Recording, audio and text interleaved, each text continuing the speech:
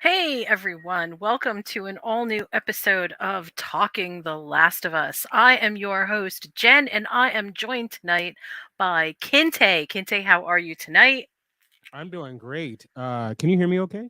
I can hear you okay. It's just a tiny bit low, Oh, little bit muffly. oh, okay. What about now? Is that better? That's perfect. All right. Perfect. Mm-hmm. Okay, so when last we left you, apparently it's Sunday. I need a little bit more coffee. When last we left you, Ellie and Joel were on their way across country in a truck thanks to thanks. They have a truck. I won't even go into a long time because I will cry. The title of episode 4 and episode 5 are Please Hold My Hand and Endure and Survive. Um I'm going to make two small things here, two small sort of observations about Please Hold My Hand and Endure and Survive. Please Hold My Hand had a ratings increase of, it was pretty substantial. It went from 7 million to 9 million on the viewers. And that's, pretty huge. It actually is on track to surpass House Dragon, right? But what happened in episode 5, Endure and Survive, is they rescheduled the episode to take place on Friday so that they didn't have competition with the Super Bowl. And what ended up happening is not enough people got the memo. So it looked like the ratings plummeted to 3 million, well, almost 4 million, 382.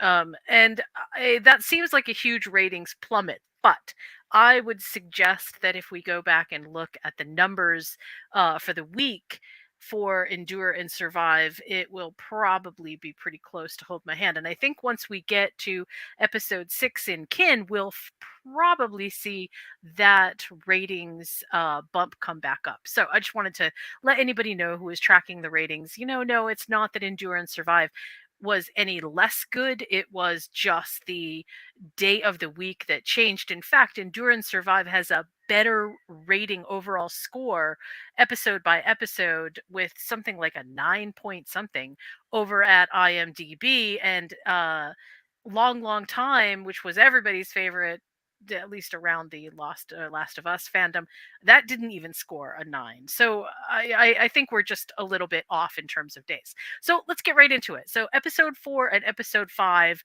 see Ellie and Joel on basically a detour through Kansas City.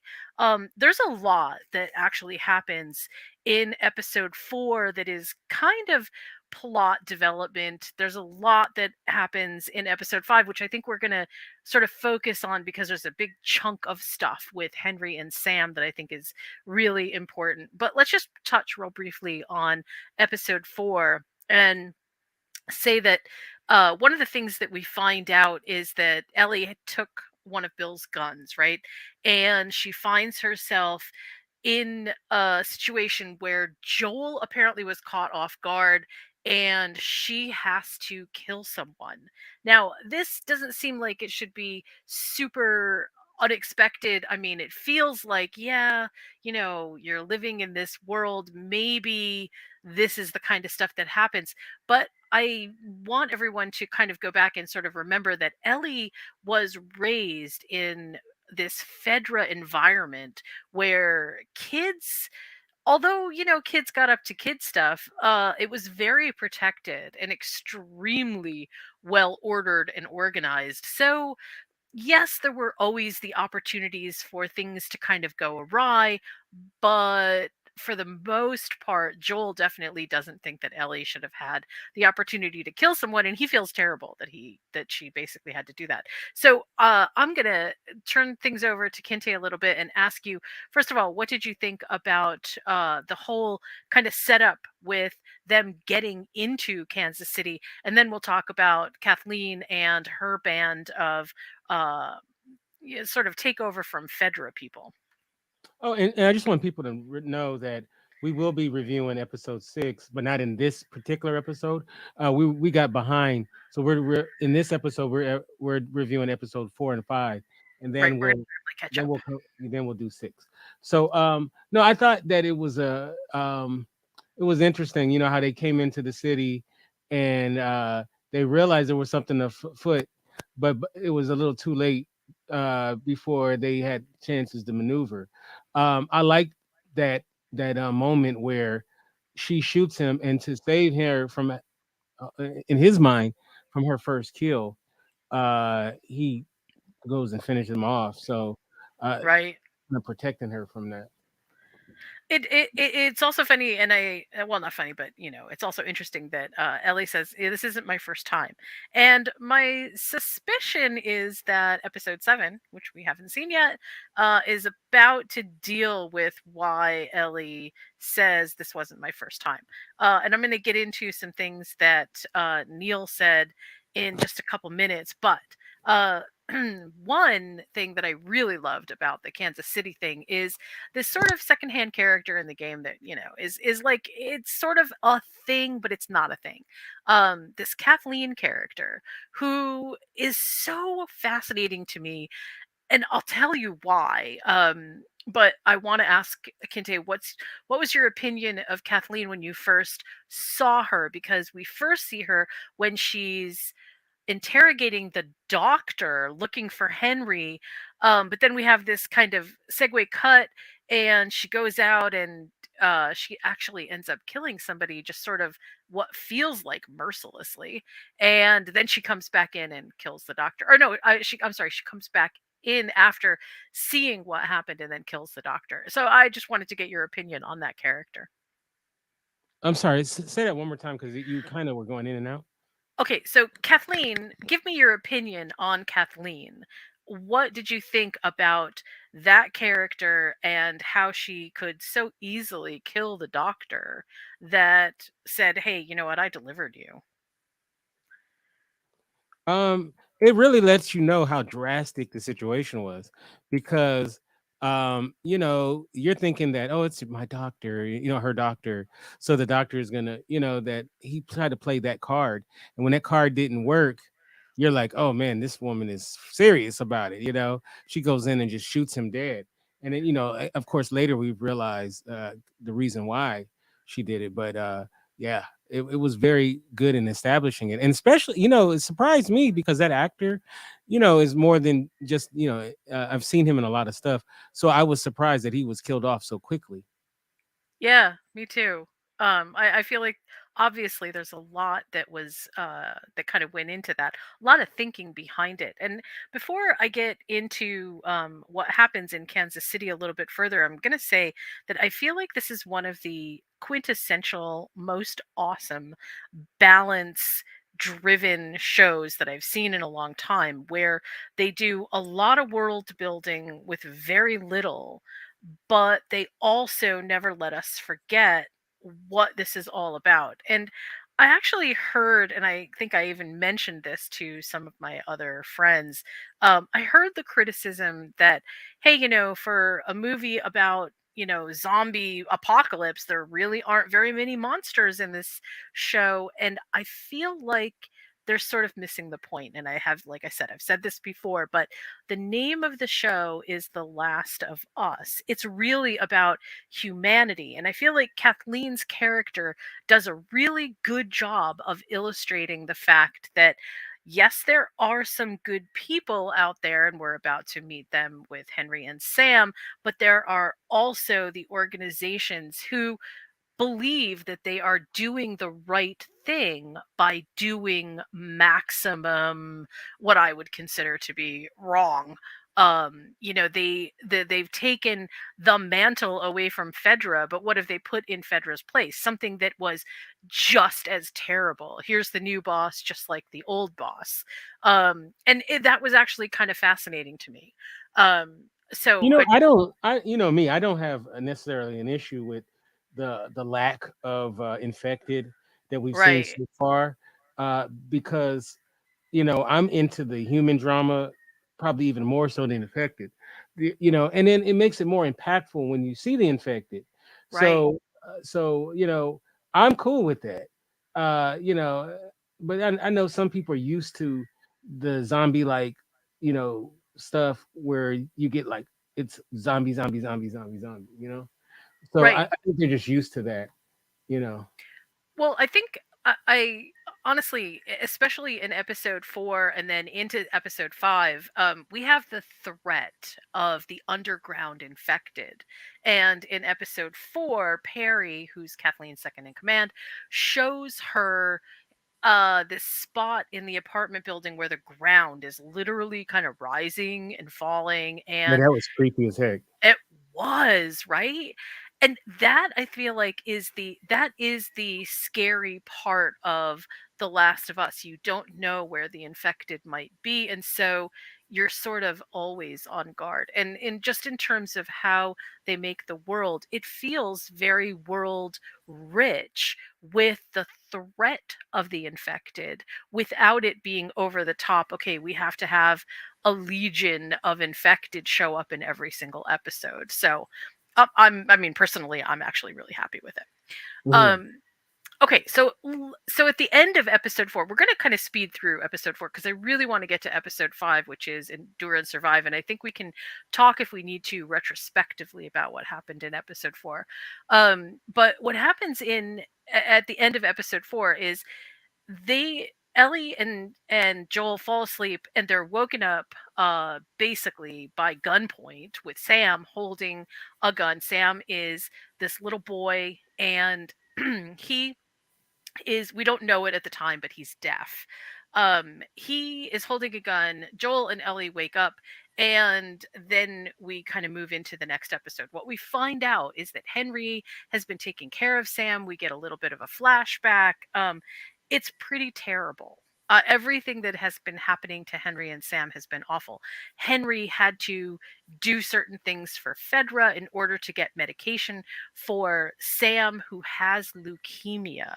Now, I mean, look, if you're a parent in today's world and your kid has leukemia, it's hard enough. And there are so many obstacles and hurdles to get through. But imagine going through this in an apocalyptic setting where supplies are limited and where access to medication is absolutely minimal. So Henry is doing everything that he can to save Sam. And what we find out is that Henry and Sam have basically been in hiding for a while. Kathleen and Perry and everybody has been looking for them because it seems that Kathleen has a grudge with Henry. And we don't find out what that is until the end, which we'll talk about. But what was your impression, Kinte, of Henry in particular? Because I loved the fact that they expanded Henry so much. This was a really good character. Yeah, I mean, it doesn't take long before you love Henry and Sam. You Hmm. know, you feel for them, and in the I was about to say the comic book, in the game, Sam isn't deaf, so they changed Right. his character to make him deaf, which worked very well. And but I would say that yeah, you gotta love them. You know, you gotta love their brotherly love. You know. So, one small side note behind the scenes, if you haven't seen the behind the scenes stuff, Sam, the character that play or the actor that plays Sam, is actually deaf. And they had Sam and his mentor on set, and you know, hats off to everybody in this episode, but especially to the younger actors on set that day, or on set during this episode, because this was big. It was really big, and I just felt this like beaming sense of pride for them all. So good job, you activated my mom genes.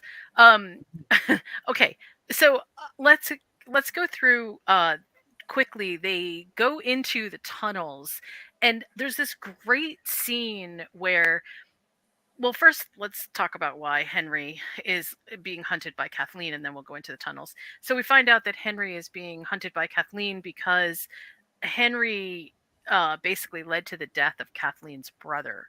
So it's difficult, I think, at this point then to assume that Kathleen is sort of not out for vengeance. So no matter kind of what she says from this point forward, it doesn't really feel like oh yeah, there's some kind of other justification. But I will talk about what she says at the end because I do think that that is also important. And what did you think about that, Kente? Were you like, what did you think about what it was that Henry did? Like, did you feel like it was justified? Did you feel, I don't know. Some people, I guess, didn't feel like maybe Kathleen was right, which is kind of weird. Um, I don't know if you can. I don't know if you can say it's right because it did lead to someone's death. I mean, death. But I can see why. I mean, if as a brother myself, I can see why you would do that, right? To protect. And he's like a father in a way. So, Right. I mean, I understand why he did what he had to do. So you had to make the decision, him or his little brother. So, um, you know, I understand now the person that she's getting revenge for asks for no revenge to be sought after. So you can make an argument her about her not respecting her brother's wishes. Right. And this actually sets up in The Last of Us something that in the game is kind of a common thread, which is the impossible decisions. And I feel like this is just another excellent thread to pull, where we're world building into we have to make impossible decisions. And probably nothing was more impossible than the end of Endure and Survive. But let's talk about the tunnel first. So they go down underneath the ground, and that was scary. I don't know about you, but that whole scene where they're underneath the ground and they're kind of going from hallway to hallway, that was so tense, especially since we know that there are infected underground. I mean, I was absolutely sure that they were going to end up meeting the infected underground. But they end up in this Fedra kind of daycare center. And Right, right, yeah. that was cool. Yeah. Give me your thoughts. What'd you think about that? No, yeah, I thought that was really cool. And then it's funny because you're thinking, okay, something crazy is gonna happen, something crazy is gonna happen, and then ultimately, it's kind of a chill moment, right? And it really establishes the relationship between Ellie and Sam, and I think that Right. it was a great moment, And then you got to see kind of like the remnants of people that did live down there. So I thought that was really cool.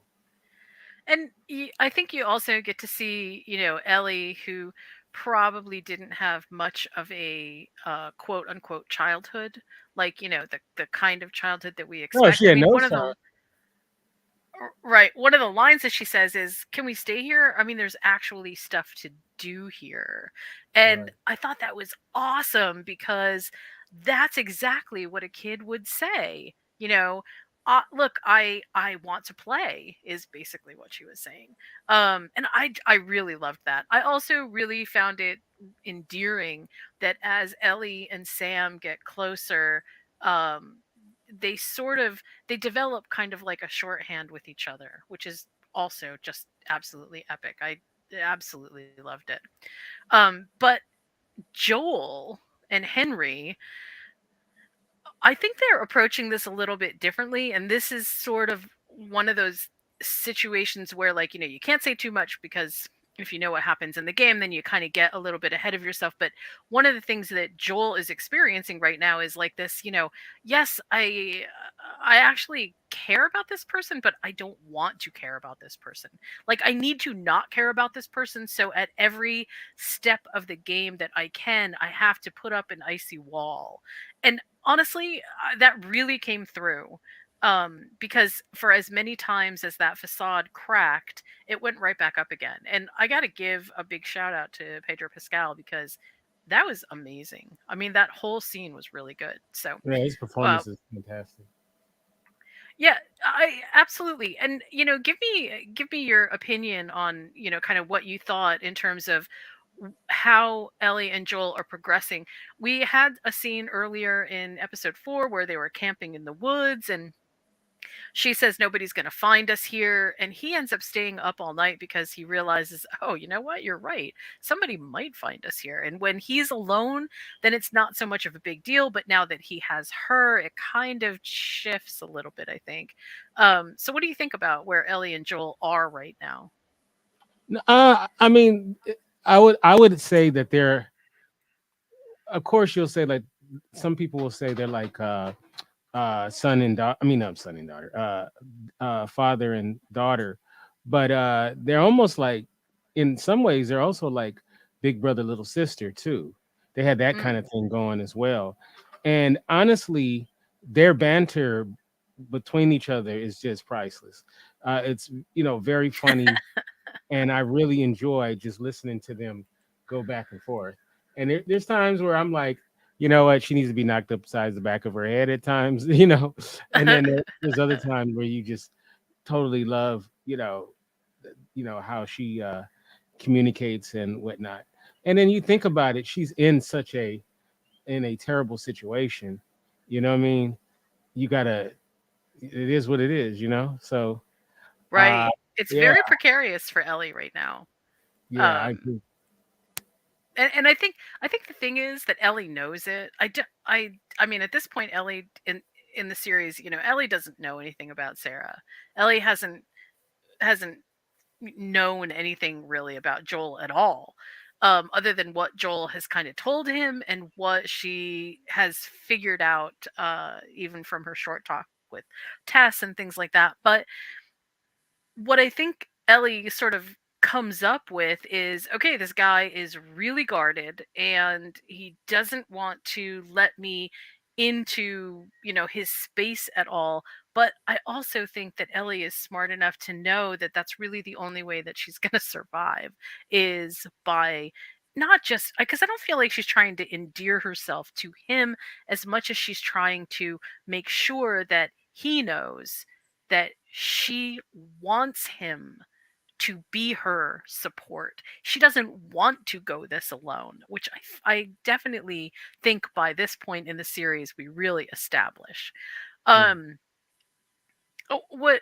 Give me. Okay, so I'm going to ask you another sort of general question, and then we'll talk about what happens with Henry and Sam in that last thrilling couple of moments of endure and survive.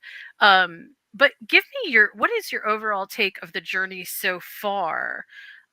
With the two of them and just kind of where things are going. We know they're heading out west. They're looking for Tommy, for Joel, and Joel is taking Ellie as cargo to the Fireflies out west.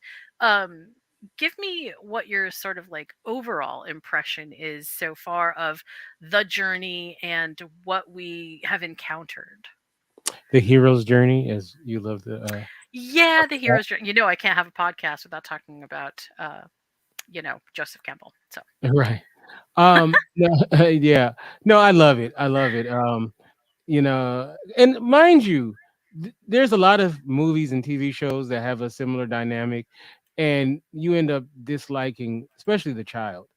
And yeah. they do such a good job. The writing's so good, and they have a lot to work with. Obviously with the game, it's very well done in the game, but also they do a great job of adaptation, and you feel for her. She has her moments where you're definitely rooting for her, and you're rooting for them to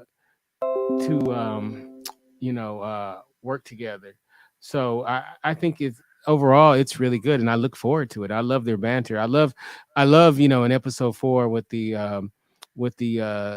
puns and whatnot. Oh And gosh, then yeah, that was great. that was funny. I told a couple of those and got a couple of laughs. I just It totally used it as it was my own.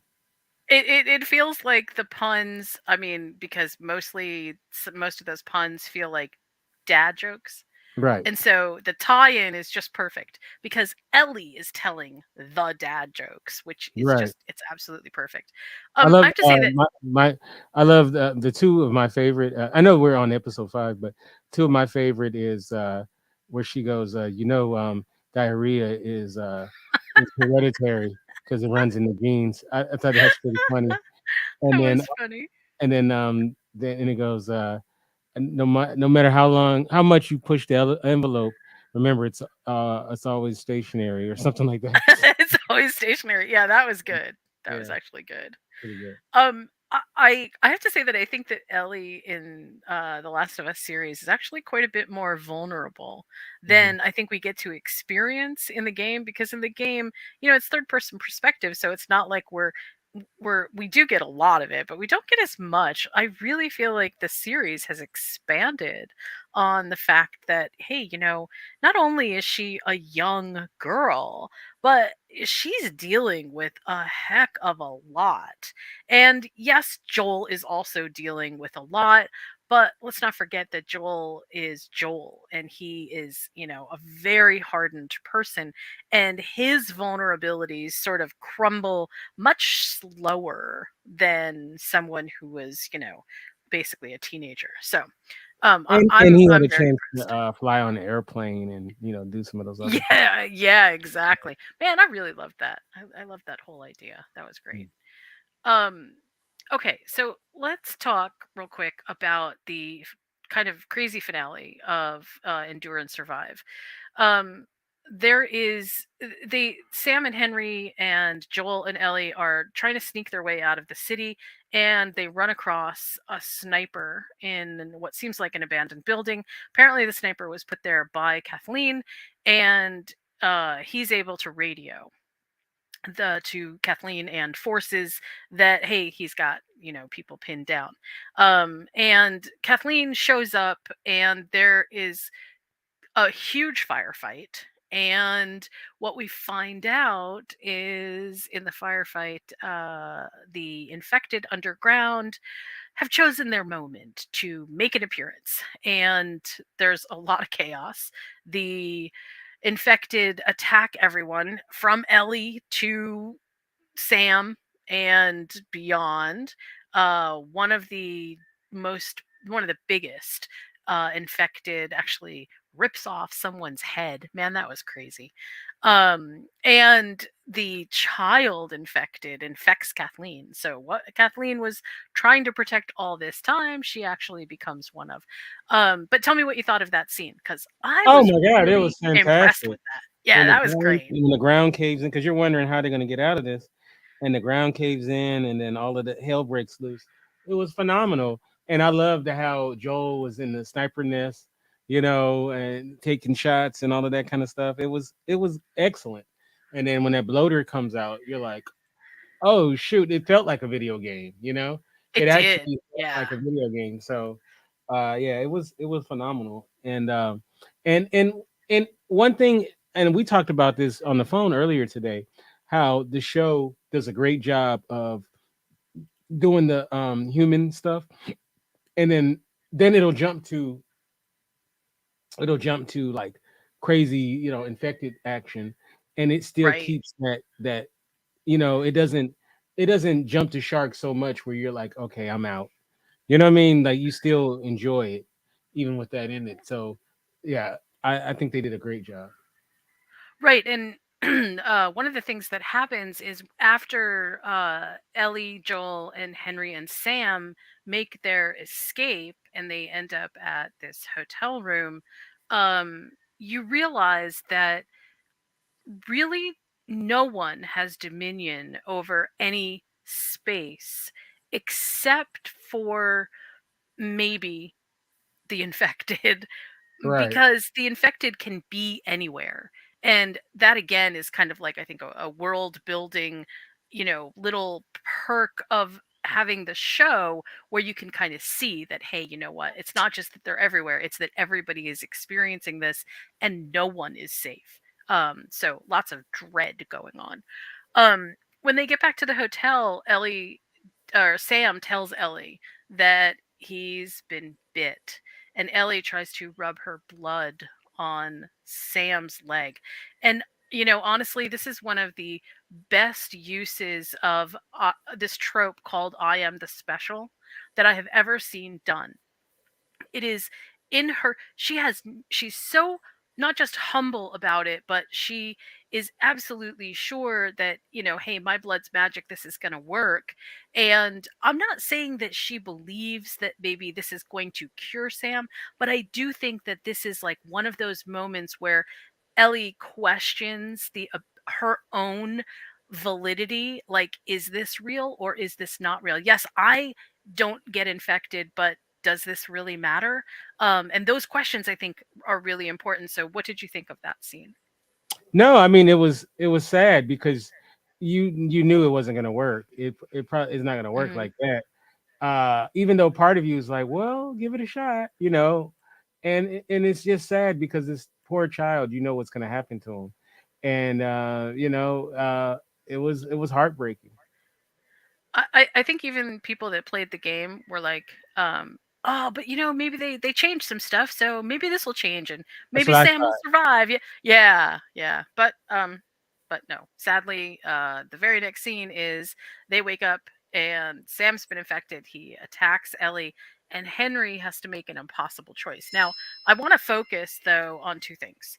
I want to focus on this idea that while while while Sam is attacking Ellie, Joel seems locked in place. That is, he doesn't do anything. And I thought that that was really bizarre. And then Henry's got the gun, and maybe that kind of kept Joel from acting, but I don't think it really did, because we've seen Joel take very decisive action, including in the second episode. When things start to go awry, he's not afraid of putting himself in danger. And eventually Henry turns the gun on Sam, and then really cannot live with what the consequences of that action are, and he turns the gun on himself. um it was incredibly moving to me, and I think one of the better aspects of demonstrating, again, impossible choices, which is kind of the pivot point of this game, and also this idea that nobody wants to be alone. And it's just so incredibly crushing in that moment. So tell me what you thought.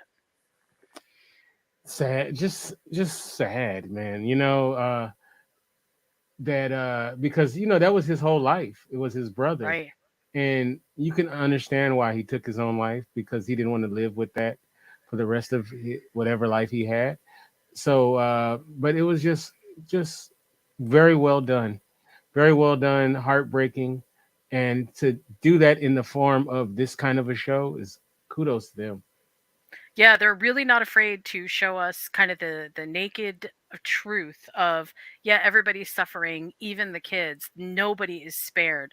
And in the last and closing scene of this episode, Ellie writes on Sam's board, on his, I forgot what you call those, but the where you can write and then it disappears when Etch you a lift up sketch, the film. Yeah, etch a sketch. kind of. Well, not quite Etch a Sketch, because that's got the knobs. But anyway, he E- Ellie writes on his board, "I'm sorry," and but then turns and walks away. And I feel like that is kind of where Ellie is at right now. She's at the point where loss is now almost an accepted problem of living. And that feels so incredibly sad and jaded to me. So, final thoughts on this episode? I think it's the best episode of the year. Uh, you know, episode 3 was outstanding, but I think this is the one because it really had everything that you could want in in the episode, and it set the bar high. It's like those episodes set the bar so high. So Yeah, yeah. absolutely. And propelled, I think, by everybody's performance, um, including, because this episode had the infected, it had impossible choices, it had kind of like the end of a revenge story, it had people in peril, and then it had the choices moving on, and then it had them picking up and moving forward, and that is basically the only thing that they can do. So I really loved both of these episodes. I thought they were great. I thought they we were just absolutely perfect. And kind of pitch perfect when it comes to the world building out of something that was, kind of a small thing in the game, but it really made a huge difference in how we understand this world. So I absolutely loved it. Okay, we are going to close out this episode and we are going to talk about the latest episode, which was titled Kin, episode 6. I am Jen. This is Kinte. You can find me at moviesandmeals.com. Kinte, how can we find you? Kente F on Twitter and Kente Ferguson on Instagram. We'll catch you next time. Perfect. We will see you in the next episode.